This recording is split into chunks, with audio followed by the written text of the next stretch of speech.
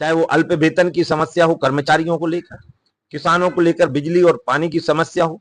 ग्रामीण पृष्ठभूमि से मैं आता हूं, मैं गांव में आया बहुत दिन बाद पढ़ने के बाद, तो सारी स्थिति मैंने देखी और फिर उसके बाद मुझे लगा कि ये अंतर, इस प्रकार का भेद, इस प्रकार की द्वैधता समाज में नहीं होना चाहिए और उसके ही विरोध में हमने संघर्ष प्रारंभ किया, टोली खड़ी करी।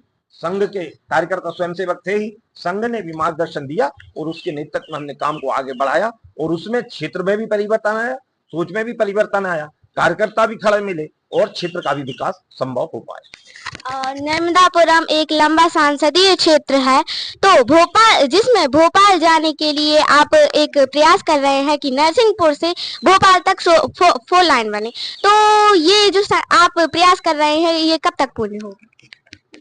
पहले तो बधाई देता हूं बेटा, आपकी आयु को देखकर इतने अच्छे प्रश्न आपकी ओर से आ रहे हैं।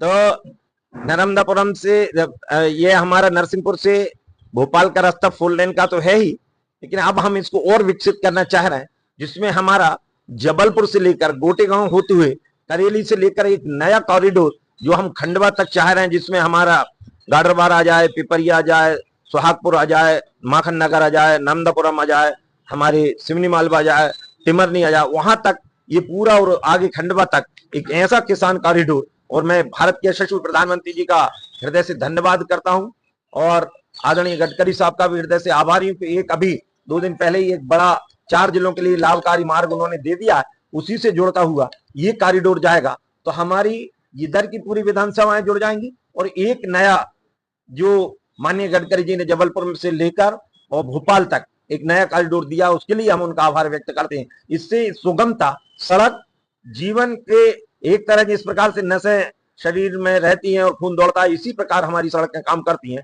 उसके लिए बहुत आवश्यक है। इंफ्रास्ट्रक्चर की दृष्टि से और अन्य मजबूती की दृष्टि से वो बहुत आवश्यक है। धन्यवाद, आपने मुझे अपना बहुमूल्य समय दिया, इसके लिए आपका बहुत बहुत धन्यवाद। और मैं आपसे एक बात करना चाहूंगी कि मैंने आपका इंटरव्यू लिया ही है, मुझे साथ साथ मध्य प्रदेश के मामा जी श्री मोहन यादव जी का भी इंटरव्यू लेना है, क्या आप प्रयास करेंगे? पहले तो बेटा तुम्हारे उज्जवल भविष्य की बहुत बहुत शुभकामनाएं। अभी आप 5th क्लास में हो, 6th क्लास में हो।